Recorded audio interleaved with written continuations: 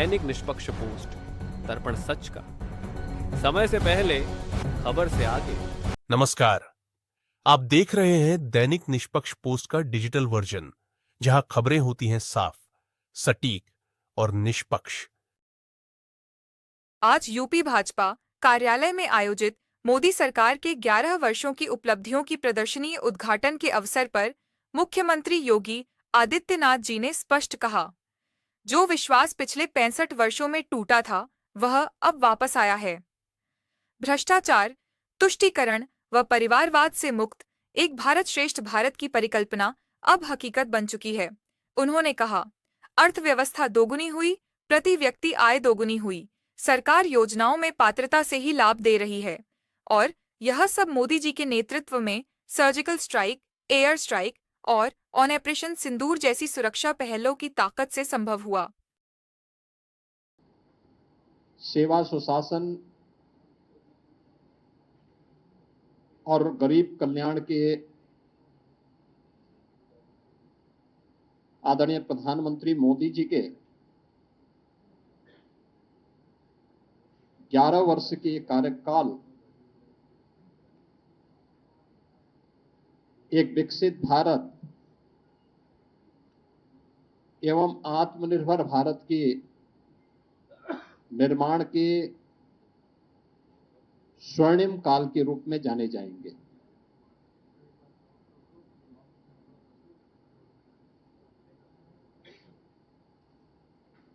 इन 11 वर्षों में प्रधानमंत्री मोदी जी ने वैश्विक स्तर पर भारत के विश्वास को सुदृढ़ करते हुए भारत को न केवल वैश्विक पहचान दी है, बल्कि स्वयं को तपाकर खपाकर 140 करोड़ भारतवासियों को भी एक विश्वास का प्रतीक बनाया है।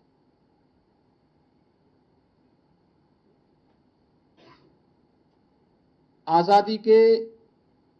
65 वर्षों में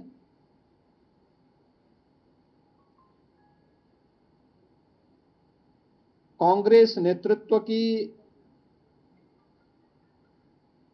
और अन्य अस्थिर सरकारों के कारण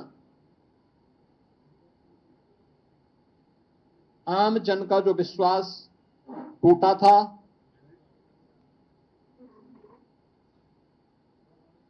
जो विश्वास खंडित हुआ था, वैश्विक मंच पर भारत की छवि जो तार-तार हुई थी, पिछले 11 वर्षों के अंदर प्रधानमंत्री मोदी जी के नेतृत्व में भ्रष्टाचार से मुक्त, परिवारवाद से मुक्त, तुष्टीकरण की राजनीति से मुक्त एक भारत श्रेष्ठ भारत की परिकल्पना को साकार करने वाली एक ऐसा नेतृत्व हमें मिला है, इस देश को मिला है, जिन्होंने पूरे भारत को विश्वास का प्रतीक बना करके भारत को विकसित भारत और आत्मनिर्भर भारत की एक सुदृढ़ नींव का निर्माण करते हुए अगले 25 वर्ष की एक व्यापक कार्य योजना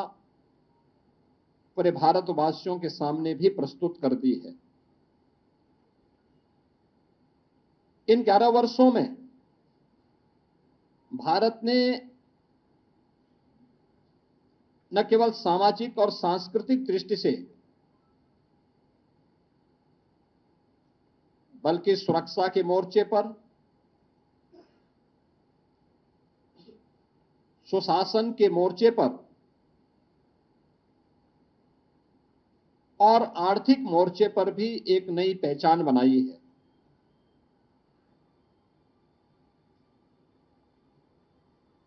शासन की नीति स्पष्टता,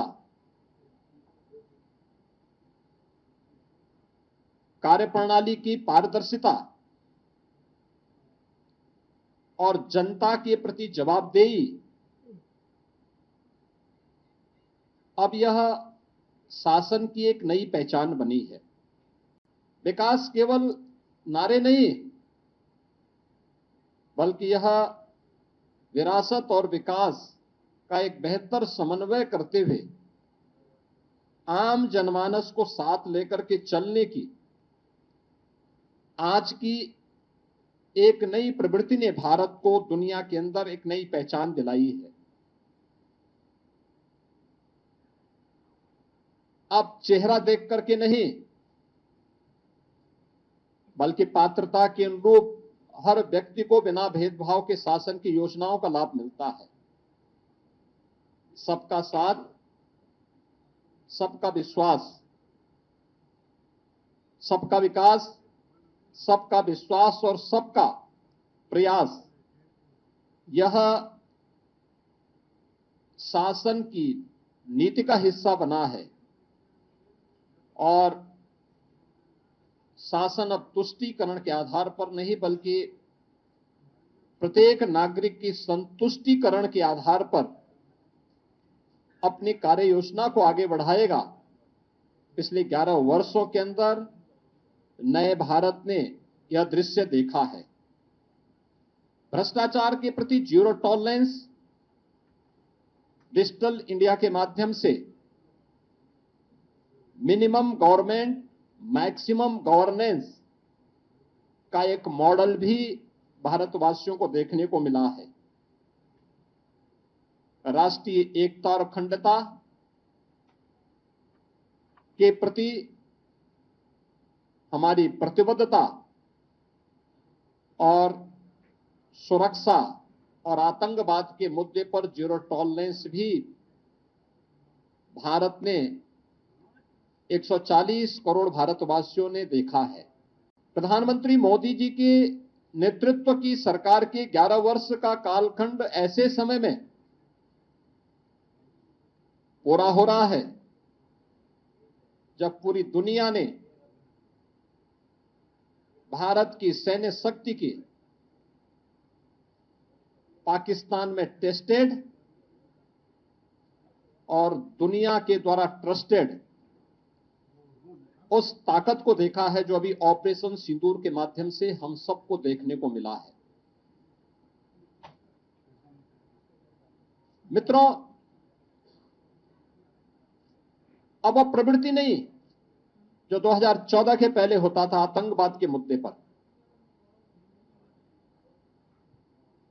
कि भारत तो केवल शांति का पक्षधर है, हर हाल में हमें शांति की रट लगाने की जो आदत 2014 के पहले पड़ गई थी, मोदी जी ने न्यू नॉर्मल के माध्यम से उस अवधारणा को पलट करके सज्जनों के साथ, मित्रों के साथ हम लोग शांति से, सौहार्द के साथ विकास की बात करेंगे। लेकिन कोई हम पर युद्ध थोपेगा, हमारी सुरक्षा में सेंध लगाएगा, भारत के अंदर आतंकवाद को प्रेरित और प्रोत्साहित करेगा, तो उसका जवाब सर्जिकल स्ट्राइक, एयर स्ट्राइक और ऑपरेशन सिंदूर ही होंगे। यह भारत ने अपनी ताकत के माध्यम से, मेड इन इंडिया की ताकत के माध्यम से करके दिखाया है और दुनिया ने इस ताकत का एहसास अभी हाल ही में हुए इन कार्यक्रमों के माध्यम से देखा है। तो राष्ट्रीय एकता और अखंडता के मुद्दे पर भी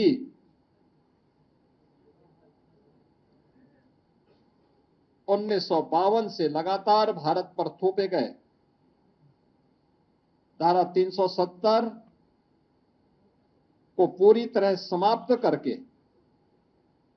जम्मू कश्मीर को, लद्दाख को भारत के कानून के अनुरूप, भारत के संवैधानिक दायरे में लाकर भारत की अखंडता को कश्मीर से कन्याकुमारी तक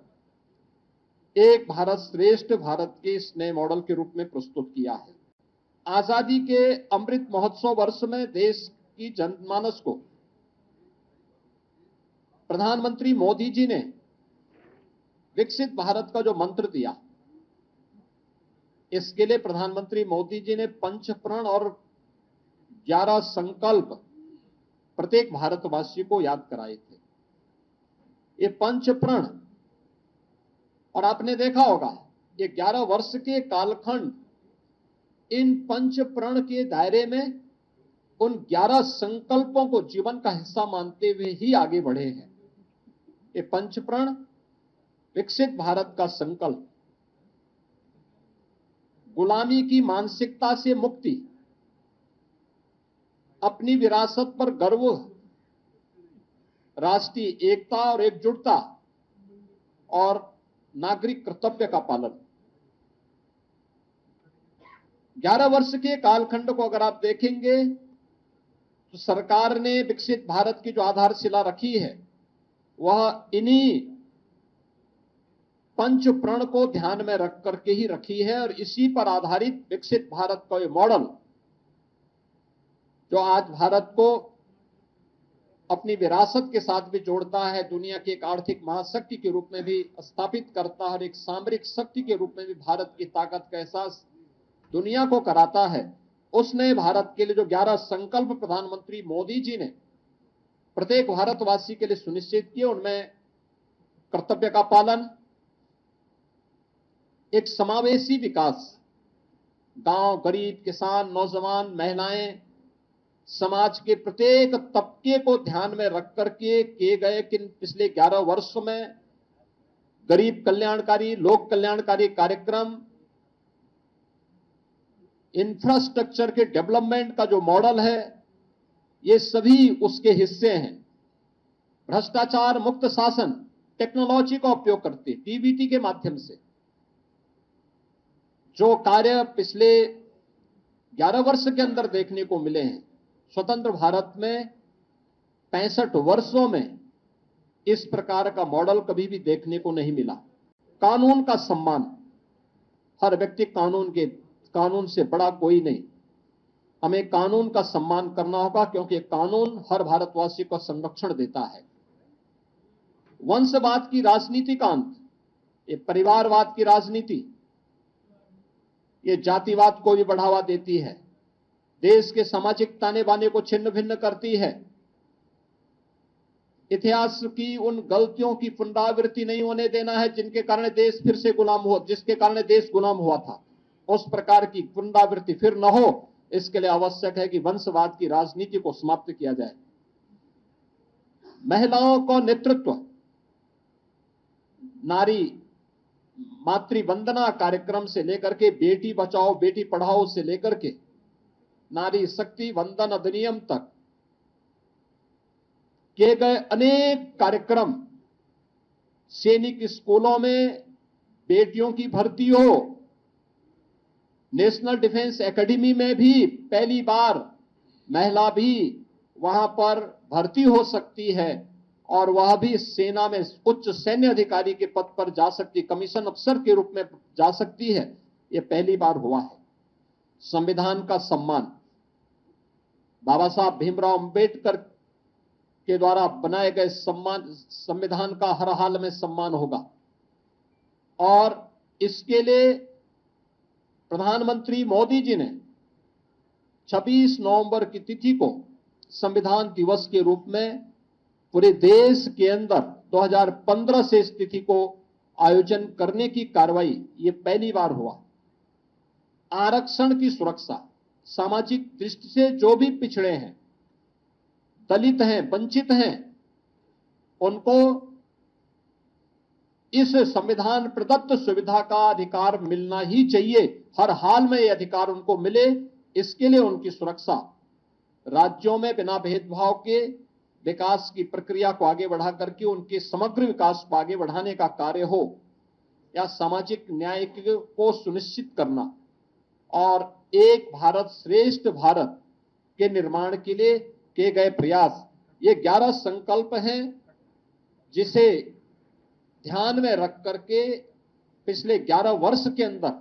प्रधानमंत्री मोदी जी के नेतृत्व में हम सब ने एक नए भारत का दर्शन किया है। 2014 के पहले का भारत अस्थिर अर्थव्यवस्था थी, लोगों को विश्वास नहीं था क्या होगा भारत में। 1947 से लेकर के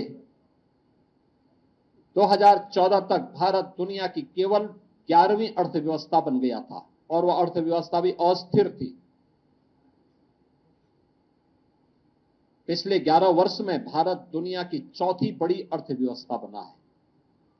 यानी भारत के ऊपर अब भारत ने अपनी आजादी के अमृत महोत्सव वर्ष में, जब ये देश अपनी आजादी के 75 वर्ष पूरा कर रहा था, तब प्रधानमंत्री मोदी जी के नेतृत्व में भारत ने उस ब्रिटेन को अर्थव्यवस्था के मोर्चे पर पछाड़ा था जिस ब्रिटेन ने भारत पर लगभग 200 वर्षों तक शासन किया था। और जब प्रधानमंत्री मोदी जी के प्रधानमंत्री के रूप में कार्यकाल के सफलतम 11 वर्ष पूरे हो रहे हैं, तब जापान की अर्थव्यवस्था को पछाड़ करके भारत दुनिया की चौथी बड़ी अर्थव्यवस्था हो रहा है। भारत की अर्थव्यवस्था दुनिया की अकेली अर्थव्यवस्था है जो एक दशक में दुगनी हुई है। भारत दुनिया का पहला देश है जिसने अपनी पर कैपिटा इनकम यानी प्रति व्यक्ति आय दोगुने से अधिक की है पिछले 10 वर्ष के अंदर। 2013-14 में भारत की प्रति व्यक्ति आय यह केवल 79,000 रुपये थी, 79,000 थी, और आज यह बढ़कर के लगभग 2.5 लाख हुई है। आप अनुमान कर दीजिए, इसके दायरे को अगर आप देखेंगे तो यह आपको चौंकाने वाले आंकड़े हम सबको प्रस्तुत करते हैं। भारत का निर्यात कई गुना बढ़ा है और यह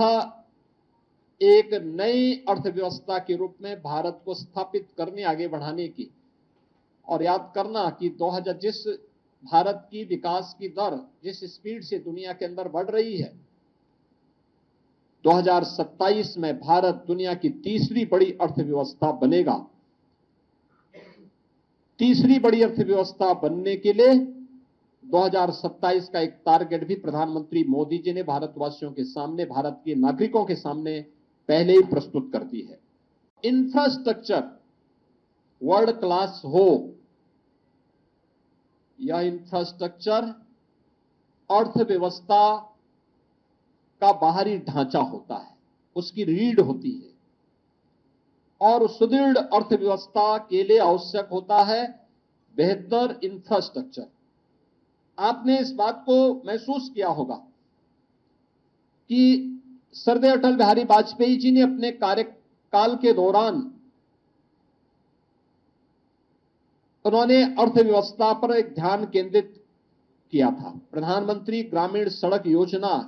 उस समय उन्होंने लागू की थी, स्वर्णिम चतुर्भुज की योजना हाईवे के लिए लागू की थी। उसके उपरांत अगले 10 वर्ष तक फिर ये योजना ठप सी पड़ गई। यूपीए गवर्नमेंट के दौरान इनकी हाईवे की स्पीड 11 किलोमीटर प्रतिदिन थी और आज ये उससे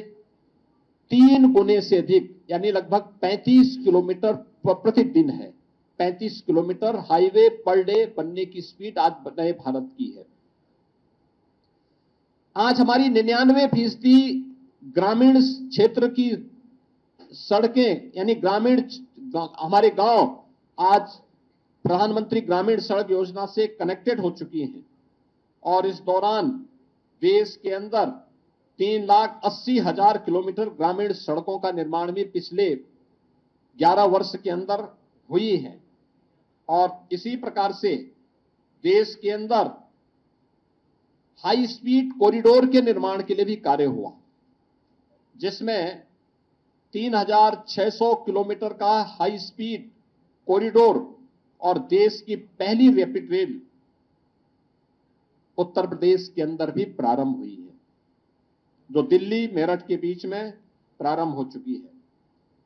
इन 11 वर्षों में लगभग 55,000 किलोमीटर हाईवे का विस्तार हुआ है, जिसके बारे में मैंने आपको पहले बताया कि आज भारत की जो प्रतिदिन स्पीड है, हाईवे की स्पीड है, जो आज हाईवे हमारे बन पा रहे हैं, ये 35 किलोमीटर पर डे के हिसाब से आज बन रहे हैं, जबकि यह 2014 तक मात्र 11 किलोमीटर पर डे की थी। मेट्रो, पब्लिक ट्रांसपोर्ट का बेहतरीन माध्यम मेट्रो, 2014 में देश के अंदर 5 सिटी में मेट्रो का संचालन हो रहा था। उत्तर प्रदेश का एक भी सिटी उसमें नहीं था। और आज देश के अंदर 23 सिटी में मेट्रो का संचालन हो रहा है। यूपी के 6 सिटी ऐसी हैं जहां मेट्रो का सफलतापूर्वक संचालन आज के दिन पर हो रहा है। विश्व स्तरीय सुविधाओं से एक तो नई ट्रेन नमो भारत एक्सप्रेस के रूप में, अमृत भारत एक्सप्रेस के रूप में और वंदे भारत एक्सप्रेस के रूप में आज हम सबको देखने को मिल रही है। एयर कनेक्टिविटी 1947 से लेकर के 2014 तक भारत के अंदर केवल 74 हाईवे बन पाए थे, 74 हाईवे बन पाए थे,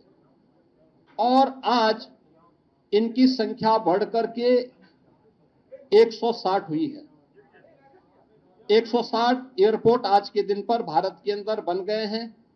और उत्तर प्रदेश के अंदर अगर हम देखते हैं तो उत्तर प्रदेश के अंदर यह संख्या अगर 2017 में केवल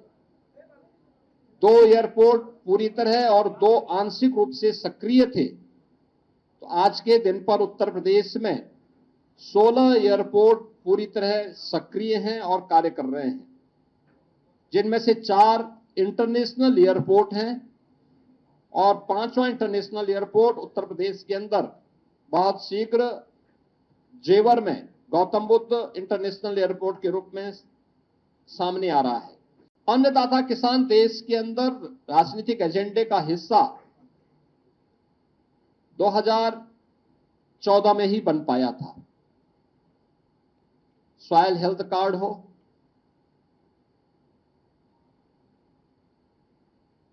कृषि बीमा की योजना हो, प्रधानमंत्री कृषि सिंचाई की योजना हो, प्रधानमंत्री किसान सम्मान निधि हो, ये वे योजनाएं, एमएसपी की लागत का 1.5 गुना दाम की गारंटी हो, ये सभी पिछले 11 वर्ष की वे उपलब्धियां हैं, जिसमें देश के अंदर 11 करोड़ किसानों को 6,000 रुपए सालाना प्रधानमंत्री किसान सम्मान निधि की गारंटी, जिसके तहत अब तक 3,68,000 करोड़ रुपए डीबीटी के माध्यम से अन्नदाता किसानों के खातों में सीधे गए हैं। पीएम फसल बीमा योजना के माध्यम से 1,75,000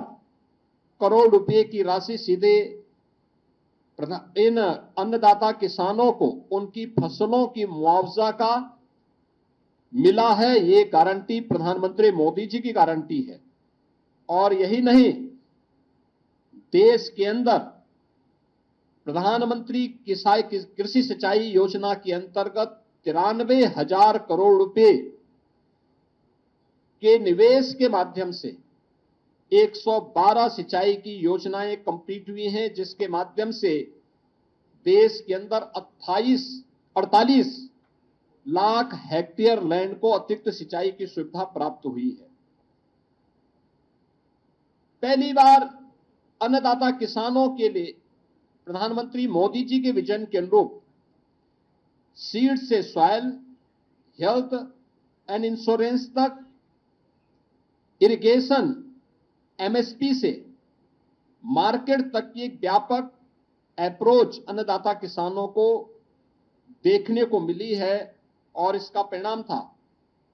कि अन्नदाता किसानों की आमदनी को कई गुना बढ़ाने में मदद मिली है। इनाम जैसी एकीकृत यानी इंटीग्रेटेड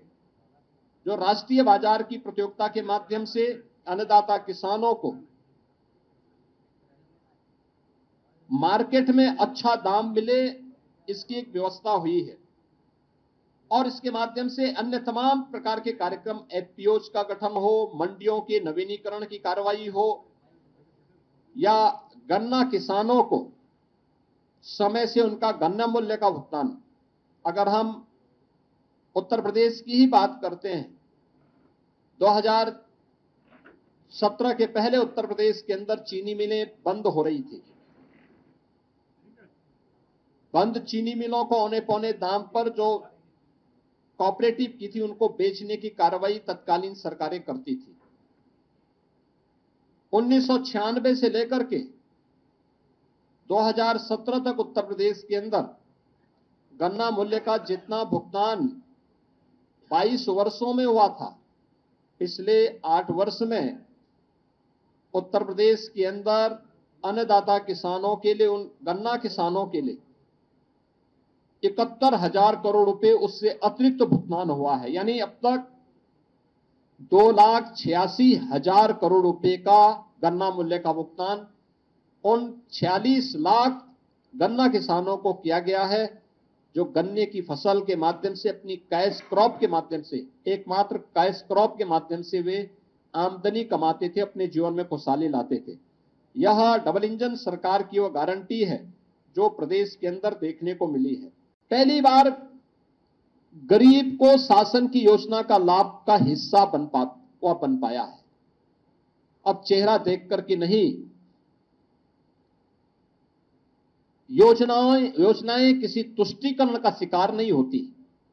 बल्कि योजनाएं बिना भेदभाव के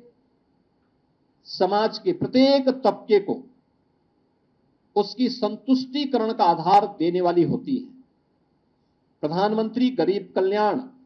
अन्न योजना के माध्यम से देश के अंदर 81 करोड़ लोग इस सुविधा का लाभ प्राप्त कर रहे हैं। प्रति माह 5 किलो राशन की सुविधा प्राप्त करते हैं, तो प्रदेश में 15 करोड़ गरीब इस योजना से लाभान्वित है। हर घर नल की योजना, जल जीवन मिशन के माध्यम से देश के अंदर 15 करोड़ से अधिक लोग इस योजना से, 15 करोड़ से अधिक परिवार इस योजना से लाभान्वित हुए हैं और उत्तर प्रदेश में 2 करोड़ 65 लाख परिवार इस योजना से सीधे सीधे लाभान्वित हुए हैं। प्रधानमंत्री आवास योजना के माध्यम से 4 लाख परिवारों को देश के अंदर आवास की सुविधा मिली है, तो उत्तर प्रदेश में यह संख्या 4 करोड़ से ज्यादा परिवारों को इस सुविधा का लाभ मिला है और उत्तर प्रदेश में 60 लाख लोगों को इस सुविधा से लाभान्वित हुए हैं। प्रधानमंत्री उज्ज्वला योजना के माध्यम से ग्रीन ईंधन एंड क्लीन ईंधन की सुविधा मिले, यह सपना साकार किया प्रधानमंत्री मोदी जी ने। प्रधानमंत्री उज्ज्वला योजना के माध्यम से, जिसमें देश के अंदर 10 करोड़ 33 लाख परिवारों को फ्री में कनेक्शन उपलब्ध हुए हैं और उत्तर प्रदेश में 1 करोड़ 86 लाख परिवार इस योजना से लाभान्वित हुए हैं। पीएम स्वनिधि योजना के माध्यम से देश के अंदर पहली बार स्ट्रीट वेंडर के लिए भी कोई कार्यक्रम चला है। 68 लाख स्ट्रीट वेंडर प्रधानमंत्री स्वनिधि योजना का लाभ प्राप्त किए हैं। प्रधानमंत्री मुद्रा योजना के माध्यम से छोटे उद्यमियों को 52,50,000 करोड़ से ज्यादा का लोन उपलब्ध हुआ है और प्रधानमंत्री श्रम योगी मानधन योजना के माध्यम से भी देश में 59 लाख श्रमिक इससे लाभान्वित हुए हैं। अटल पेंशन योजना 7,65,00,000 लोग लाभान्वित हुए हैं और प्रधानमंत्री जनधन अकाउंट में 56 करोड़ बैंक खाते खोले गए और इन बैंक खातों में 2,56,000 करोड़ रुपए से अधिक की राशि उन गरीबों ने अपनी जमा भी की है। उन लोगों की जमा भी हुई है या गौर सरकार के द्वारा जो अनुदान भेजा गया है, जो सब्सिडी भेजी गई होगी डीबीटी के माध्यम से उन अकाउंट में उन लोगों तक सीधे सीधे पहुंचने का काम हुआ है। और इन सभी योजनाओं की जो परिणति है वह है कि पिछले 10 वर्ष के अंदर 25 करोड़ लोग बहुआयामी गरीबी से उभर करके एक नया मध्यम वर्ग के रूप में उभरा है और भारत एक नई वैश्विक शक्ति के रूप में अपने आप को स्थापित करने की ओर अग्रसर हुआ है। महिला सशक्तिकरण के लिए पिछले 11 वर्ष के अंदर जो कदम बढ़ाए गए, मैंने पहले इस बारे में कहा था, एक व्यापक परिवर्तन हमें इस क्षेत्र में देखने को मिला है और प्रत्येक क्षेत्र में महिलाओं की सशक्त उपस्थिति आज हम सबको देखने को मिली है, जिसमें बेटी बचाओ बेटी पढ़ाओ का कार्यक्रम हो या मातृ वंदना का कार्यक्रम, 3 तलाक की कुप्रथा से मुक्ति का कार्यक्रम हो या फिर विधायिका में यानी संसद और विधानसभाओं में महिलाओं को 33% आरक्षण की सुविधा प्राप्त हो, इसके लिए किए जाने वाले प्रयास, ये सभी वे प्रयास हैं जो नारी शक्ति के सशक्तिकरण के लिए उठाए गए कदम हैं। लखपति दीदी योजना के अंतर्गत 3 करोड़ महिलाओं को लखपति दीदी बनाने का संकल्प और यह कार्यक्रम युद्ध स्तर पर देश के अंदर आगे बढ़ा है। स्वयं सहायता समूह के माध्यम से, महिला स्वयं सहायता समूह के माध्यम से 10 करोड़ महिलाएं 90 लाख से अधिक समूह के माध्यम से आज इस योजना के माध्यम से जुड़ करके कार्य कर रही हैं। प्रधानमंत्री मातृ वंदना योजना के माध्यम से देश में 3 करोड़ 98 लाख गर्भवती और धात्री महिलाओं को 18,593 करोड़ रुपए की राशि वितरित की गई। इस दौरान प्रधानमंत्री मोदी जी के मार्गदर्शन में, उनके यशस्वी नेतृत्व में उठाए गए कदमों का परिणाम है कि मातृ मृत्यु दर को, शिशु मृत्यु दर को नियंत्रित करने में भी सफलता प्राप्त हुई है और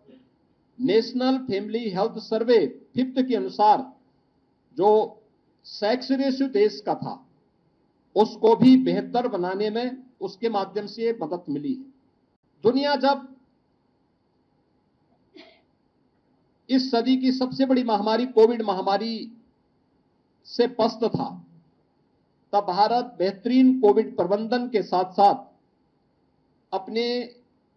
बेहतर भविष्य के लिए, विकसित भारत की आधारशिला रखने के लिए अपनी राष्ट्रीय शिक्षा नीति को लागू कर रहा था। याद करिए 3 दशक से लंबित थी ये योजना और 3 दशक में प्रधानमंत्री मोदी जी ने इस राष्ट्रीय शिक्षा नीति को 2020 में लागू किया। आज परिणाम है कि बेसिक एजुकेशन में पीएम श्री स्कूल के माध्यम से 14,500 से अधिक स्कूलों को बेहतर इंफ्रास्ट्रक्चर से आच्छादित किया जा रहा है। देश के अंदर इस दौरान आईआईटी, आईएम ये बने हैं, जिनमें 14 के बाद 8 नए आईआईटी, 7 नए आईएम का निर्माण हुआ। देश के अंदर पीएसयूज के माध्यम से जो रोजगार दिए गए 8,60,000 से अधिक भर्तियां देश के अंदर हुई हैं और 490 से अधिक केंद्रीय यानी नए विश्वविद्यालयों का निर्माण भी देश के अंदर हुआ है। स्वस्थ भारत एक समर्थ भारत का आधार बनेगा, ये प्रधानमंत्री मोदी जी ने कहा था। और आज याद करिए, पिछली सरकारों में कांग्रेस ने एक एम्स बनाया था, सरदेव अटल जी ने 6 एम्स बनाए और मोदी जी के कालखंड में एम्स की संख्या हुई है 23। उत्तर प्रदेश के अंदर 2 एम्स बने हैं, एक गोरखपुर में, दूसरा रायबरेली में। देश के अंदर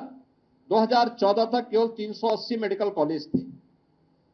आज अकेले उत्तर प्रदेश में 80 मेडिकल कॉलेज हैं और देश के अंदर 2045 मेडिकल कॉलेजेस वर्तमान में मेडिकल की शिक्षा प्रदान कर रहे हैं। एमबीबीएस की सीट्स 2014 तक केवल 51,348 सीट्स थी। आज ये संख्या बढ़कर के 1,18,000 हुई है और पीजी की सीट 2014 में 13,246 थी। आज ये संख्या बढ़कर के 74,000 इसके बाद नई जुड़ी है। इसी प्रकार से आयुष्मान भारत के अंदर पहली बार देश के अंदर 9 करोड़ से अधिक, यानी देश के अंदर 50 करोड़ से अधिक लोग इस योजना से आच्छादित हुए हैं और जिसमें आज भी 1,30,000 करोड़ रुपए से अधिक का मुफ्त इलाज की सुविधा भी लोगों को उपलब्ध करवाई गई है। आयुष्मान आरोग्य मंदिरों की संख्या भी देश के अंदर 1,76,000 से अधिक हुई है। जन औषधि केंद्र के माध्यम से सस्ती औषधि लोगों को प्राप्त हो, 16,000 से अधिक ऐसे जन औषधि केंद्र जिनके माध्यम से एक सामान्य नागरिक के 38,000 करोड़ रुपए की बचत हुई है और ई संजीवनी के माध्यम से भी देश भर में 37 करोड़ से अधिक टेली कंसल्टेशन की सुविधा आम जनमानस को देने की कार्रवाई हुई है। यानी समर्थ भारत के लिए भी 65 वर्षों में स्वस्थ बनाने के लिए जो कार्यक्रम होने चाहिए थे उससे कई गुना पिछले 11 वर्ष के अंदर हम सबको देश के अंदर देखने को मिला है। आस्था और अर्थव्यवस्था का बेहतर समन्वय हो सकता है। विरासत भी विकास का माध्यम बन सकती है। ये हम सब ने महाकुंभ के माध्यम से देखा। प्रधानमंत्री मोदी जी का मार्गदर्शन और नेतृत्व ने प्रयागराज महाकुंभ की सफलता को जिन ऊंचाइयों तक पहुंचाया था, आपने उसको महसूस किया होगा। कैसे उसके माध्यम से हमने एक नए भारत का दर्शन किया। आस्था के माध्यम से आर्थिकी के 5 नए कॉरिडोर यूपी के अंदर बनते हुए दिखाई दिए और उनके माध्यम से उन क्षेत्रों में रोजगार और अर्थव्यवस्था को जो बल मिला है, आज हमें यह विरासत और आर्थिकी का बेहतर समन्वय हम सबको देखने को मिलता है। एक नई काशी के रूप में काशी विश्वनाथ कॉरिडोर, आज काशी के अंदर बाबा विश्वनाथ धाम के निर्माण के बाद श्रद्धालु और पर्यटकों की आई भीड़ और वहां की अर्थव्यवस्था में आए युगांतरकारी परिणाम हम सबके सामने देखने को मिल रहे हैं। नमामि गंगे परियोजना का परिणाम महाकुंभ की सफलता के रूप में हम सब देख सकते हैं। काशी विश्वनाथ धाम काशी के साथ साथ आसपास के जनपदों की अर्थव्यवस्था को भी एक नई गति दे रहा है। अयोध्या में श्री राम जन्मभूमि में 500 वर्षों के बाद रामलला का विराजमान होना, अयोध्या को एक नई विकसित नगरी के रूप में वैश्विक मंच पर स्थापित होना और इसके माध्यम से रोजगार और अर्थव्यवस्था को एक नई गति मिलना। इसी प्रकार से विंध्यवासिनी धाम हो, नेमिष धाम हो, सुख तीर्थ हो, मथुरा वृंदावन, चित्रकूट या अन्य सभी पवित्र स्थलों के विकास के साथ साथ देश के अंदर महाकाल का महालोक हो, केदारपुरी और बद्रीनाथ धाम जैसे पवित्र धामों के सुंदरीकरण और उसको वहां पर बुनियादी सुविधाओं को सुदृढ़ करने की कार्रवाई हो, ये सभी हम सब ने देखे ही हैं और इन पर निरंतर कार्य हो रहा है। पहली बार आजाद भारत में कार्य हुआ है। सोमनाथ के मंदिर का नया स्वरूप प्रधानमंत्री मोदी जी के विजन का मूर्त रूप है, तो देश के अंदर पहली बार लौह पुरुष सरदार वल्लभ भाई पटेल की दुनिया की सबसे ऊंची प्रतिमा